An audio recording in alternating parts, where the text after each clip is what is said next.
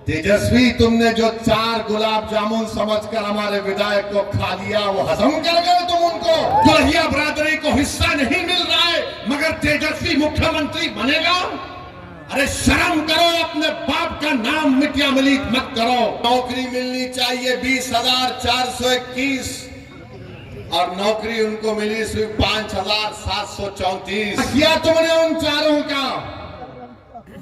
कहां मुंह दिखाने के काबिल नहीं रहे वो लोग। मिलते हैं और चुनाव आएगा तो बोलेंगे सेकुलरिज्म को जिंदा रखो। कितने बहुत बड़े नेता कांग्रेस के बीजेपी में चले गए। महाराष्ट्र का मुख्यमंत्री रहा अशोक राव बीजेपी में चला गया। मगर जब अवैसी आकर सीमांचल जिंदाबाद, सीमांचल इंसाफ की बात करता है तो इनके पेट में दर्द शुरू हो जाता।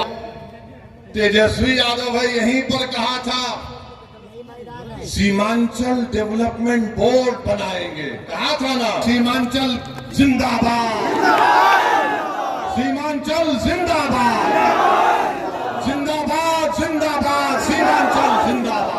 तुम्हारी शरीयत की मदाखलत के अगर होगी तो उसके खिलाफ खड़ा हो जाएगा।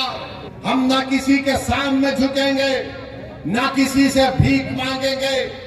संविधान ने जो कहा है कि बराबरी मिलनी चाहिए, इंसाफ होना चाहिए, तो ना ये बात मोदी को पसंद आती है, ना ये बात तेजस्वी यादव को पसंद आती है। गुजरात की सरकार से कि तुमने एक मौलाना को पकड़कर मुंबई से पकड़कर गुजरात लेकर गए और नीतीश कुमार तो माशाल्लाह मैं सुनता हूं, नहीं मालूम अख्तर भाई सही बोलेंगे, अभी अब शाम के 5 बज रहे हैं तो नीतीश कुमार बोलते नहीं सुबह के 5 बज रहे हैं। तुम जानी तो ले सकते हो और क्या कर सकते हो। अगर मेरे मुकद्दर में जो लिखा अल्लाह ने लिख दिया वो तो पूरा होकर रहेगा। क्या आपके किशनगंज के कांग्रेस के एमपी ने मुंह खोला? नहीं बोल सके। 100 साला मदरसे को जला दिया गया। मैं तुमसे पुकार कर कह रहा था, कहां है वो सेकुलरिज्म के दावे करने वाले, कहां है तेजस्वी यादव? 100 साल के मदरसे को जला दिया। आपको बता दूं कि इस कार्यक्रम का प्रायोजक है बदर इलेक्ट्रॉनिक्स बहादुरगंज। यहां पर आपको इलेक्ट्रॉनिक्स से जुड़ी हुई हर तरीके का सामान सस्ता एवं किफायती दरों पर उत्तम गुणवत्ता के साथ मिलता है। अगर आप भी इलेक्ट्रॉनिक सामान लेना चाहते हैं तो आप एक बार बदर इलेक्ट्रॉनिक्स बहादुरगंज जरूर विजिट करें। पूरा पता है शिव मंदिर चौक, थाना रोड, बहादुरगंज। उसका नाम नीतीश कुमार है तो तुम अपने बहाने बंद कर बैठते हो। मैं चुनाव लड़ता हूं, तेजस्वी मिलकर हुकूमत बनाते हैं और फिर बीजेपी को बिहार में मुसल्लत करते हैं क्योंकि उनका नाम तेजस्वी है। तुम उसको कुछ नहीं बोलोगे। अरे मेरे भाई, यही तो हम आपको बताना चाहते हैं। यही इनकी नाइंसाफी है, यही इनका आपसे कोई मोहब्बत नहीं, ये नफरत करते हैं आपसे। इसीलिए हम आपसे अदबन गुजारिश करने आए हैं कि आप इस बार आने वाले लोकसभा के चुनाव में अपने वोट का सही इस्तेमाल करिए, अपनी लीडरशिप को बनाइए। बीजेपी के पास 306 एमपी है, एक भी मुस्लिम अकलियत का एमपी नहीं है। राजद के तो कोई एमपी नहीं है। कांग्रेस में है कितने, एक ही है उनके खाली 50। मगर बताओ फिर आपकी आवाज कौन उठाएगा? कौन आपके हक के लिए लड़ेगा? कौन तुम्हारी मस्जिदों की हिफाजत की आवाज उठाएगा? कौन तुम्हारी शरीयत की मदाखलत के अगर होगी तो उसके खिलाफ खड़ा हो जाएगा? कौन अगर किसी बिल्किस बानो को अगर नाइंसाफी होगी तो कौन उसकी आवाज उठाएगा? कौन सीमांचल की लड़ाई लड़ेगा? याद रखो, सीमांचल की यह लड़ाई अख्तरुल ईमान से हटकर कोई नहीं लड़ सकता। मैं जिम्मेदारी के साथ आपसे कह रहा हूं, अगर आप मुत्तहिदा तौर पर अपने वोट का इस्तेमाल करेंगे तो इंशाअल्लाह ताला यकीनन किशनगंज से मजलिस इत्तेहादुल मुस्लिमीन का उम्मीदवार आपके दुआ और वोटों से यहां से मेंबर ऑफ पार्लियामेंट बनकर इंशाअल्लाह ताला जाएगा। बीजेपी अब खुलकर कह रही है, देश के प्रधानमंत्री तो अब तो बड़े पुजारी भी बन चुके हैं वो, माशाअल्लाह हर चीज वो कर लेते हैं। माने कहां कहां आप देखते हैं, अब वो कह रहे हैं कि 370 सीट पर जीतेंगे। मेरे भाई, क्या ये नाम निहाद सेकुलर पार्टियां रोक पाएंगी बीजेपी को? क्या ये रोक पाए 2014 में? मैं जब सवाल करता हूं 2014 में हमने कितने पार्लियामेंट की सीट लड़े? 2 लड़े। 2019 में हम 3 लड़े। भारत की पार्लियामेंट में 540 लोकसभा की सीटें हैं, मगर हर एक की जबान पर क्या होता? ओवैसी है, ओवैसी खड़ा हो गया। इनको मेरे इलेक्शन लड़ने से ज्यादा इस बात का इनको डर है कि ये आज खड़ा हो रहा है तो कल ये हजारों लाखों को हमारे खिलाफ खड़ा कर देगा। इसीलिए इनको डर होता है। ये नहीं चाहते कि कोई इनके सामने खड़ा हो। वो सब के सब यही चाहते हैं कि तुम सिर्फ दरी बिछाओ, तुम इनके घर में जाओ, अपनी चप्पल और जूता उतार कर सर को झुकाकर नीचे बैठ जाओ। मैं तुमसे कह रहा हूं मेरे भाई, भारत का सबको बराबरी का हक दिया है। हम ना किसी के सामने झुकेंगे, ना किसी से भीख मांगेंगे। संविधान ने जो कहा है कि बराबरी मिलनी चाहिए, इंसाफ होना चाहिए, यही लड़ाई मजलिस इत्तेहादुल मुस्लिमीन लड़ रही है। तो ना ये बात मोदी को पसंद आती है, ना ये बात तेजस्वी यादव को पसंद आती है। और नीतीश कुमार तो माशाल्लाह मैं सुनता हूं, नहीं मालूम अख्तर भाई सही बोलेंगे, अभी अब शाम के 5 बज रहे हैं तो नीतीश कुमार बोलते नहीं सुबह के 5 बज रहे हैं। नहीं मालूम, ऐसा कुछ सुनने में आया, नहीं मालूम ऐसा कुछ सुनने में आता है। सच क्या है झूठ क्या है मुझे नहीं मालूम, मगर मेरे भाई, मेरे बुजुर्गों, मेरी इज्जतदार मां और बहनों, देश में जो माहौल पैदा किया जा रहा है, इस माहौल को रोकना है आपको। इस माहौल को आप सिर्फ जज्बाती तकारीर और नारों से नहीं रोकेंगे। इस माहौल को अगर आपको रोकना है तो आपको अपनी लीडरशिप को मजबूत करना पड़ेगा। ये जो नफरत का माहौल पूरे देश में पैदा कर दिया गया कि अगर कोई तकरीर करता है मौलाना, कोई शेर पढ़ता है मौलाना, तो उठाकर उसको जेल में डाल दिया जाता है। मैं पूछना चाहता हूं गुजरात की सरकार से कि तुमने एक मौलाना को पकड़कर मुंबई से पकड़कर गुजरात लेकर गए, मगर वही गुजरात में कई ऐसे वीडियो हैं जहां पर ये जालिम लोग वीडियो में आकर कहते हैं कि मसरुद्दीन ओवैसी को गोली मार देंगे, इसकी जबान को काट लेंगे, इसकी सर को काट देंगे, मगर उनको कोई हाथ नहीं लगाया जाता।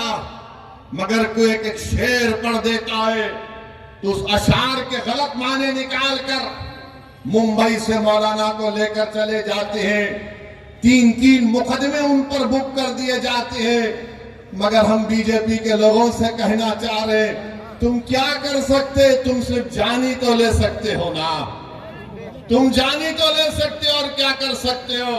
अगर मेरे मुकद्दर में जो लिखा अल्लाह ने लिख दिया वो तो पूरा होकर रहेगा, मगर जब तक हम जिंदा रहेंगे हम बातिल को बातिल कहेंगे, हम बातिल से समझौता नहीं करेंगे, हम बातिल को खुश करने के लिए अपनी पॉलिसी को लचकदार नहीं बनाएंगे।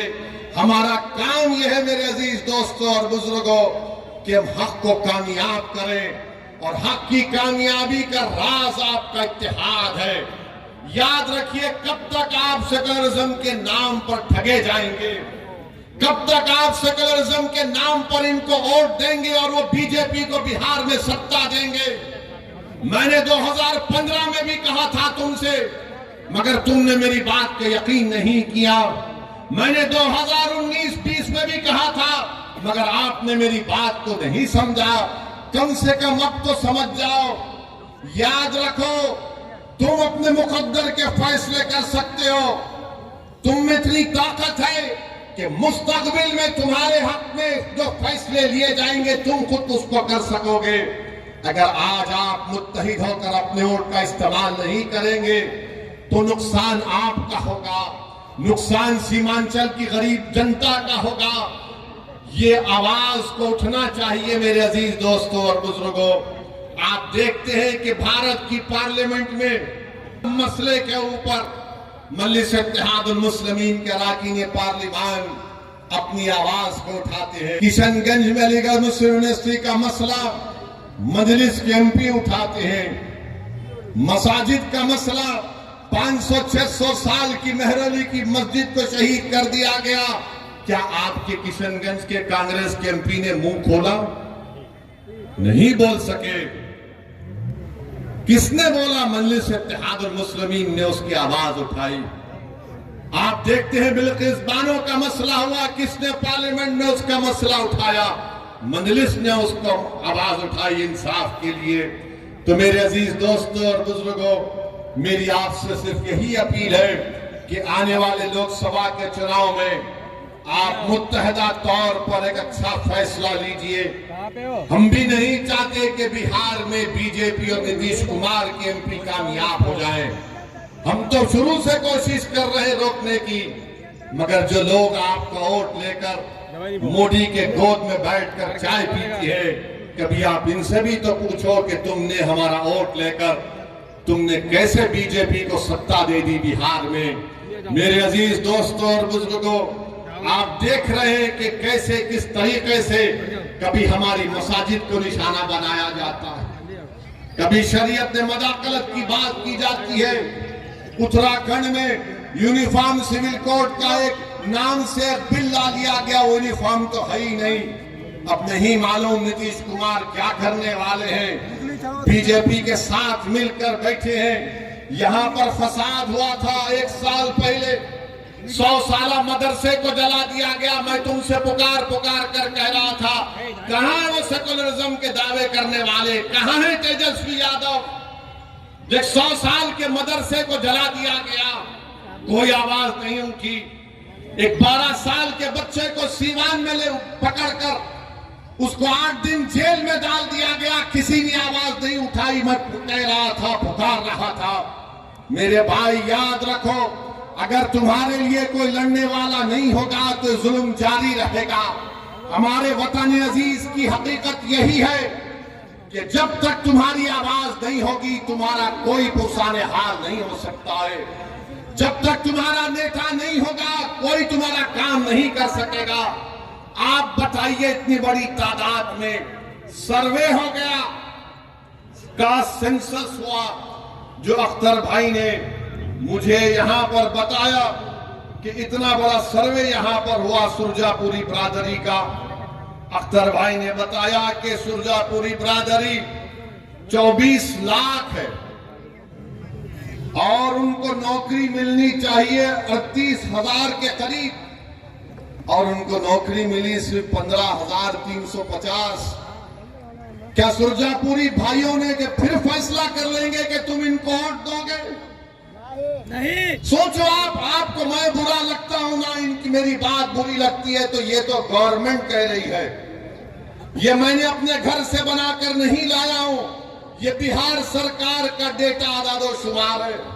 हमारे शेरशाहवादी भाई जो की आबादी चाहिए 20,421 और नौकरी उनको मिली सिर्फ 5,734। मैं हमारे कयूर शेरशाहवादी भाइयों से पूछना चाह रहा हूं, तुम किसको अपना जिम्मेदार खड़ा करते हो? मेरे भाई, कुलैया भाइयों की आबादी 12 लाख है, उनको नौकरी मिलनी चाहिए 12,904 और नौकरी मिली 6,750। अब कौन क्या करोगे तुम? ये जो दल्लाल फिरते हैं, हमारी कौम के दल्लाल, अरे दल्लालों, अभी तो अपना मुंह काला करके घर में बैठ जाओ। बरसों से धोखा दिया गया, बरसों से धोखा दिया गया। ये मैं नहीं कह रहा हूं, बिहार सरकार कह रही है। सुरजापुरी बिरादरी को नौकरी नहीं मिलेगी तो सेकुलरिज्म की कामयाबी है। शेरशाहवादी को नौकरी नहीं मिलेगी तो क्या मोदी को रोका जा रहा है? कुलैया बिरादरी को हिस्सा नहीं मिल रहा है मगर तेजस्वी मुख्यमंत्री बनेगा? अरे शर्म करो, अपने बाप का नाम मिटिया मिलीत मत करो।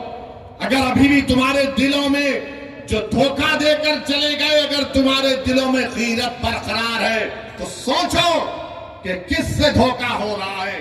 वोट तुम्हारा मगर राज किसी और का हो रहा है। कितना वोट दिया सुरजापुरी भाइयों का, कुल्हिया भाइयों का, शेरशाहवादी भाइयों का, और क्या मिलता है? कुछ नहीं मिलता, सिर्फ वादे मिलते हैं। और चुनाव आएगा तो बोलेंगे सेकुलरिज्म को जिंदा रखो। सेकुलरिज्म को जिंदा रखने का मतलब यह है कि या तो तेजस्वी को मुख्यमंत्री बना दो या नीतीश को बना दो, और तुम घर में जाकर रोज अपनी तबाही और बर्बादी के नजारों को देखते रहो। चुनाव आएगा तो बोलेंगे वैसी वोट काटने आया है, इसको वोट मत दो। तो इसका मतलब यह है कि सीमांचल में नाइंसाफी जारी रहे, लाखों एकड़ जमीन पानी के बहाव में कट जाए, किसानों को उनका हक ना मिले, हमारे बच्चे और बच्चियों को स्कूल और कॉलेज ना मिले। मेरे भाई, ये सच्चाई आपको बयान कर रहा हूं, इसीलिए तो सब के सब हम पर गाली लगाते हैं, हम पर इल्जाम लगाते हैं। मैं सच्चाई को तुम्हारे सामने बयान कर रहा हूं। मैं पोखाली की जनता से और बहादुरगंज की जनता से अपील करने आया हूं, ठाकुरगंज की जनता से अपील करने आया हूं कि आप अख्तर अली ईमान को मजबूत करिए। जब मैं ये कह रहा हूं, सुनिए, मैं ये नहीं कह रहा हूं कि अख्तर अली ईमान की जात को मजबूत करो, मैं तुमसे नहीं कह रहा हूं कि ओवैसी को मजबूत करो, मैं ये कह रहा हूं कि अपने आप को मजबूत करो। और मजबूती कैसे होगी? जब आप अपने वोट का सही इस्तेमाल करेंगे। आप देख नहीं रहे कि कितने बड़े बड़े नेता कांग्रेस के बीजेपी में चले गए। महाराष्ट्र का मुख्यमंत्री रहा अशोक राव बीजेपी में चला गया। बोलो उसके बारे में, बी टीम नहीं बोलते उसको। कितने भाग भाग कर बीजेपी में जा रहे हैं, उनको कोई कुछ नहीं बोलेगा। मगर जब ओवैसी आकर सीमांचल जिंदाबाद, सीमांचल इंसाफ की बात करता है तो इनके पेट में दर्द शुरू हो जाता है। जब अख्तर अली ईमान बिहार की विधानसभा में गरीब और मजलूमों की आवाज बनकर उनके हक की बात करता है तो उनको पेट में दर्द शुरू हो जाता है। तेजस्वी यादव को जरा सोचना चाहिए था कि जब तुमको मंजलिस की जरूरत पड़ी तो अख्तर अली ईमान को बुलाया और बोला कि अख्तर भाई हमारा साथ दे दो। तेजस्वी, तुमने जो 4 गुलाब जामुन समझकर हमारे विधायक को खा लिया, वो हजम कर गए तुम उनको। क्या किया तुमने उन 4 का? कहां मुंह दिखाने के काबिल नहीं रहे वो लोग। आज अख्तर अली ईमान से कह रहे, अरे हमने पहले दिन से कहा था कि हम बीजेपी से कभी समझौता नहीं करने वाले, हम कभी समझौता नहीं किए, ना करेंगे कभी इंशाअल्लाह ताला। 2 मर्तबा नीतीश कुमार को तुमने मुख्यमंत्री बनाया और 2 मर्तबा नीतीश कुमार ने बिहार की जनता को धोखा दिया और बीजेपी को सत्ता दी। मगर बताओ, इनकी जबानें बंद है, जबानें बंद है, कुछ नहीं कहते।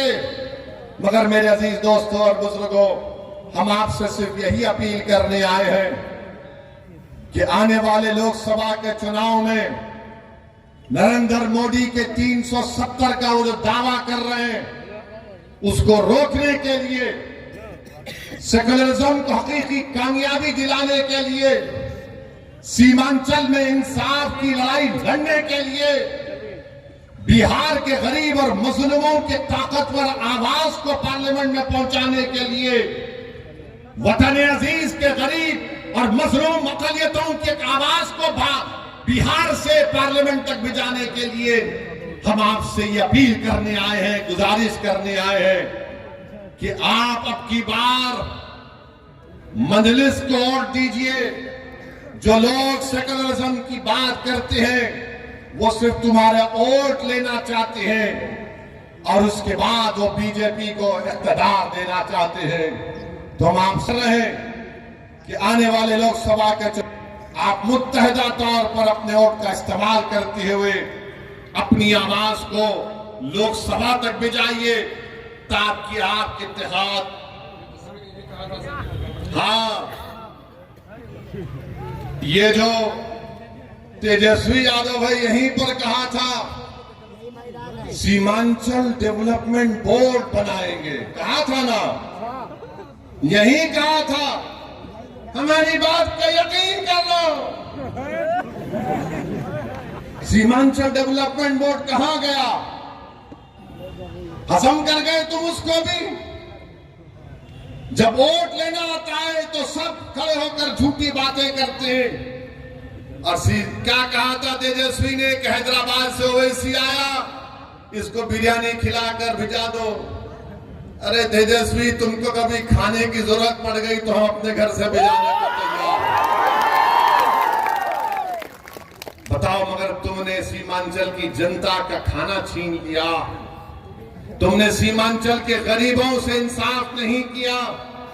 तुम तो डिप्टी चीफ मिनिस्टर बन गए, चाचा को मुख्यमंत्री बना दिए और खूब तुमने गुलाब जामुन खाए, खूब मलाई खाई, मगर सीमांचल की जनता परेशान है।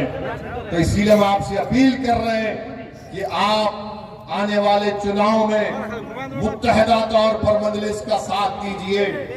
हम पिछले बार भी एक ही सीट पर लड़े थे, दूसरी सीट पर नहीं लड़े, तो कई सीटों पर बीजेपी जीत गई। मगर अब की बार इंशाअल्लाह ताला किशनगंज भी लड़ेंगे और भी कई पार्लियामेंट की सीट पर इंशाअल्लाह ताला हम सोच और विचार कर रहे हैं, क्योंकि हम जान चुके हैं कि तुम बीजेपी को नहीं रोक सकते। मोदी को अगर कोई रोक सकता है तो इंसाफ पसंद लोग रोक सकते हैं। ये मिलावटी, ये मिले हुए लोग नहीं रोक पाएंगे।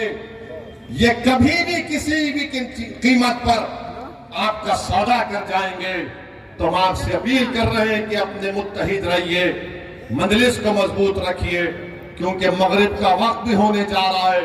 हम आपसे इजाजत चाहते हैं और फिर से आपसे कह रहे हैं कि यकीन जान लीजिए कि जब तक अल्लाह असदुद्दीन ओवैसी को जिंदा रखेगा, हम सीमांचल की इंसाफ की लड़ाई लड़ते रहेंगे। तो हमारे साथ नारा लगाइए, सीमांचल जिंदाबाद, सीमांचल जिंदाबाद।